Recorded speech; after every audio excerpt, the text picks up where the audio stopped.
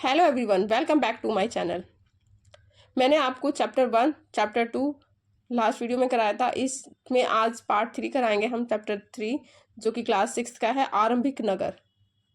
आपको पता ही है कि ये सी टेट के नोट्स चल रहे हैं जो बहुत ही इंपॉर्टेंट है। क्वेश्चन इनसे बाहर बिल्कुल भी नहीं आएगा। आप यह लिख के ले लो कि इसमें से ही क्वेश्चन आएंगे। इसके बाहर अगर कोई क्वेश्चन आता है प्लीज़ मुझे बताना। वैसे इससे बाहर एक भी क्वेश्चन मैं 100% गारंटी से कहती कि इससे बाहर एक भी क्वेश्चन नहीं आएगा, क्योंकि यह नोट्स में मैं पूरा निचोड़ करके रखती हूँ। ठीक है, तो आज के शुरू होता है कि आरंभिक नगर में क्या क्या हुआ था, यानी कि पहले क्या हुआ था आरंभिक नगर में। पंजाब में पहली रेलवे लाइन बिछाई गई थी। तो पूछा जाता है कि रेलवे लाइन कहाँ बिछाई गई थी सबसे पहले, तो वो कहाँ बिछाई गई थी? पंजाब में। इंजीनियरों को अचानक हड़प्पा पुरास्थल मिला जो आधुनिक पाकिस्तान में है। इंजीनियरों को अचानक क्या मिला था? हड़प्पा पुरास्थल। हड़प्पा पुरास्थल जो कि कहाँ पर है? ये पाकिस्तान में है। वहाँ खंडहरों की ईंटें भी मिली थी। तो वहाँ बहुत ज़्यादा खंडहर मिले थे और उन खंडहरों में कुछ ईंटें भरी हुई थी जो कि रेलवे लाइन पर बिछाने के काम आई, जिससे उन्होंने पूरी रेलवे लाइन बनाई। इससे कई इमारतें पूरी तरह नष्ट हो गई। और जब रेलवे लाइन बिछी हैं तो एक लाइन अगर जाएगी तो उसमें बहुत सारी इमारतें भी जाएंगी। अगर कोई सड़क बन रही है वो सीधी जा रही है तो उसके अंदर जितनी भी उस लाइन के अंदर जो भी चीज़ें आएंगी वो सारी नष्ट ही हो जाएंगी। ठीक है, इससे कई इमारतें चली गई। ठीक है, खंडहर उपमहाद्वीप के सबसे पुराने शहरों में एक है। जो खंडहर है वो उपमहाद्वीप के सबसे पुराने शहरों में से एक है। इस नगर की खोज सबसे पहले की थी। तो इस नगर की खोज क्या हुई थी? सबसे पहले हुई थी। इसलिए बाद में मिलने वाली इमारतें और चीज़ें हड़प्पा सभ्यता की हुई। तो इसके बाद जो अब मिली थी वो सारी क्या थी? हड़प्पा सभ्यता की थी। इनके निर्माण लगभग 4700 साल पहले हुआ था। इसका निर्माण कब हुआ था? लगभग 4700 साल पहले हुआ था। अब क्वेश्चन यहाँ से कौन कौन से बनता है कि सबसे पहले रेलवे लाइन कहाँ बिछाएगी? पंजाब में। और वहाँ और क्या क्या मिला था? हड़प्पा पुरास्थल जो इंजीनियरों को क्या मिले थे? कुछ क्या कहते हैं, कुछ खुदाई करने के बाद उन्हें खंडहर मिले थे जिसमें बहुत सारी ईंटें भरी थी, जिससे रेलवे लाइन बिछाई गई थी। और ये क्या कहते हैं, हड़प्पा पुरा स्थल कहाँ पर है? ये है आधुनिक पाकिस्तान में। ठीक है, इन नगरों को 2 या उससे ज़्यादा हिस्सों में विभाजित किया गया था। इन नगरों को 2 या उससे ज़्यादा नगरों में विभाजित किया गया, जो कि पश्चिमी भाग छोटा और ऊंचाई पर था, जबकि जो पहला पश्चिमी भाग है वो छोटा और ऊंचाई पे बना था। पूर्वी हिस्सा बड़ा और निचले इलाके में था। तो ऊंचाई वाले भाग को पुरातत्वविदों ने नगर दुर्ग कहा है। अब क्वेश्चन यहाँ का है कि पुरातत्वों ने नगर दुर्ग किसको कहा है? तो कौन से वाले भाग को कहा है? ऊंचाई वाले भाग को। और निचले हिस्से को निचला नगर कहा है। अब निचले नगर से तो आपको समझ में आ रहा है कि निचला नगर, पर ये क्या है? जो नगर दुर्ग है ये आपको समझ नहीं आ रहा, ये क्या है? ये है ऊंचाई वाला भाग। ठीक है, क्वेश्चन यहाँ से 2 क्वेश्चन बन गए। दोनों हिस्सों की 4 दीवारियां पक्की ईंटों की बनाई जाती थी। तो दोनों हिस्सों को पक्की ऊंची ऊंची दीवारों से चिन्ह दिया गया था। ठीक है, आगे देखिए, नगरीय जीवन। वहाँ का नगरीय जीवन कैसा था, थोड़ा सा हम इसके बारे में पढ़ लेते हैं कि क्वेश्चन इसमें भी एक आध आ चुका है, पहले भी आया हुआ है। हड़प्पा के नगरों की बड़ी हलचल रहा करती थी। हड़प्पा में नगरों की बहुत हलचल रहा करती थी।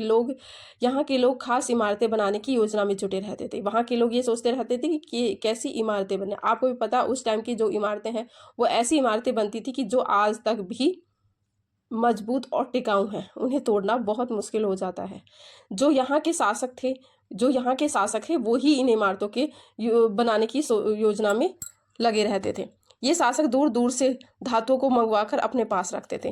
ये क्या कहते थे? दूर दूर से धातुएं आती थी, दूर दूर से धातुएं आकर उनके अपने पास रखते थे। ये सोना चांदी जैसे आभूषणों को लिखवाते थे, जिन्हें लिपिक लिखते थे। ये सोने चांदी के आभूषणों पर क्या लिखवाते थे? कुछ ना कुछ अपनी छाप छोड़ते थे। और जो उन्हें क्या बोलते थे? वो कौन लिखते थे? वो लिपिक लिखते थे।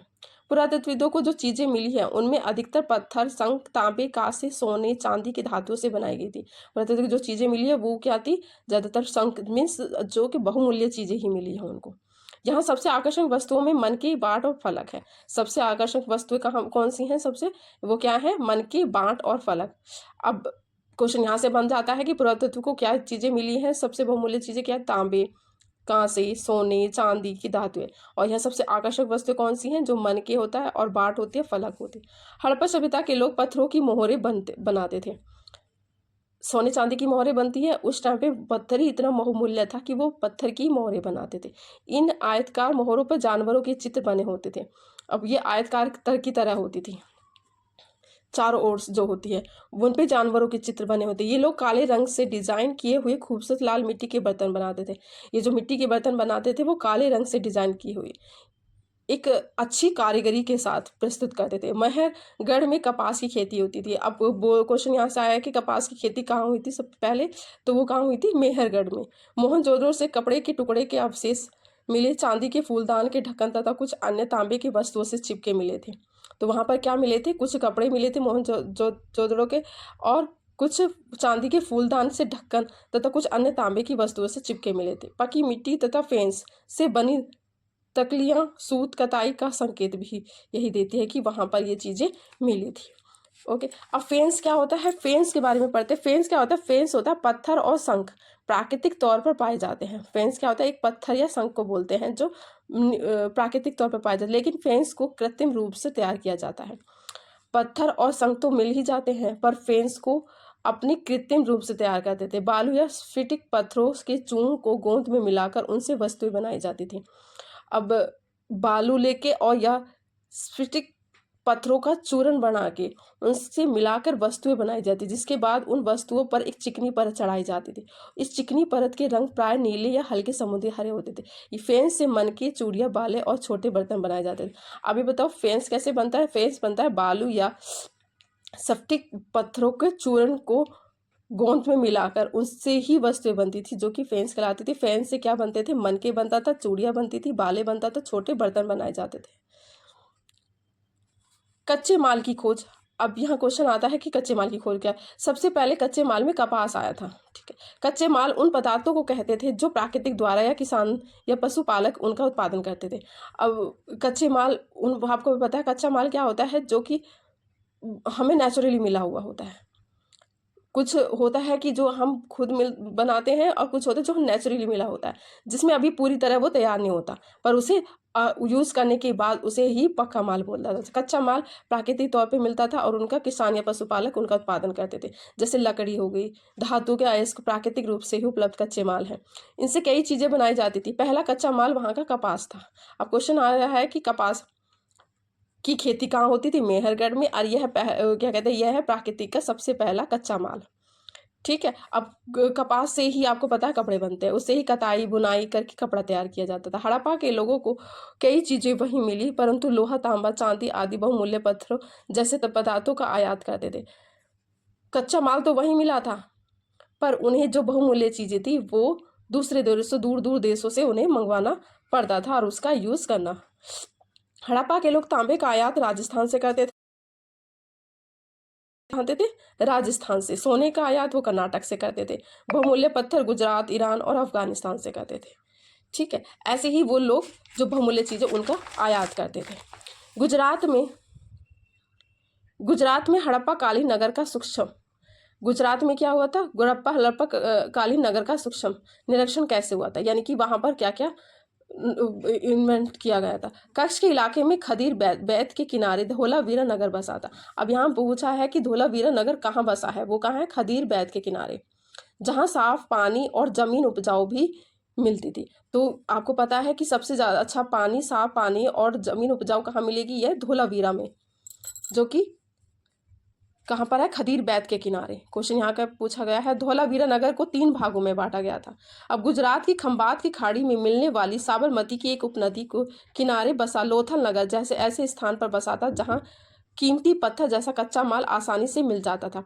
अब गुजरात में क्वेश्चन पूछा गया है कि खंबात की खाड़ी पर कहाँ पर है, यह गुजरात में है, और साबरमती की एक उपनदी के किनारे बसा लोथल नगर। अब लोथल नगर कहाँ है, यह है उपनदी के किनारे, साबरमती की उपनदी के किनारे लोथल नगर बसा है। और यहाँ पर क्या मिले थे, कीमती पत्थर जैसे कच्चा माल आसानी से मिल जाता था।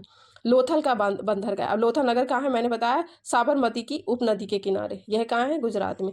ठीक है, लोथल का बंदरगाह, यह एक बड़ा तालाब लोथल का बंदरगाह है, जहाँ समुद्र के रास्ते आने वाले नावें रुकती थी और यहाँ पर माल चढ़ाया उतारा जाता था। अब लोथल का बंदरगाह क्या कहता था, आपको पता है, तालाब लोथल का बंदरगाह था जहाँ समुद्र के रास्ते सामान यहीं पे आया और जाता था।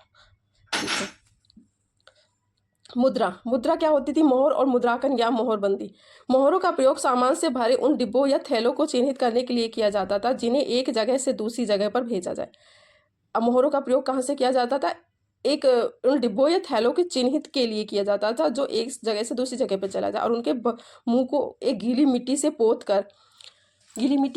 कर उन पर मोहरें लगाई जाती थी। मोहर की छाप को ही मोहरबंदी कहते हैं। ठीक है, मोहरबंदी किसे बोलते थे? जो मोहरों की छाप लगती थी, वो किस पे लगी थी? एक थैले को बंद करने के लिए चिकनी मिट्टी से। ठीक है, अब आपको समझ में आया है कि इसमें क्या क्या है? ये ही इंपॉर्टेंट नोट्स है और इसी के अंदर ही क्वेश्चन आएंगे। प्लीज़ अगर आपको समझ आया है, मेरा पढ़ाया हुआ समझ आ रहा है, प्लीज़ लाइक ज़रूर करना, जिससे मुझे मोटिवेशन मिलता है और मुझे आगे वीडियो बनाने के लिए मैं इंस्पायर होती हूँ। Okay, bye bye, take care.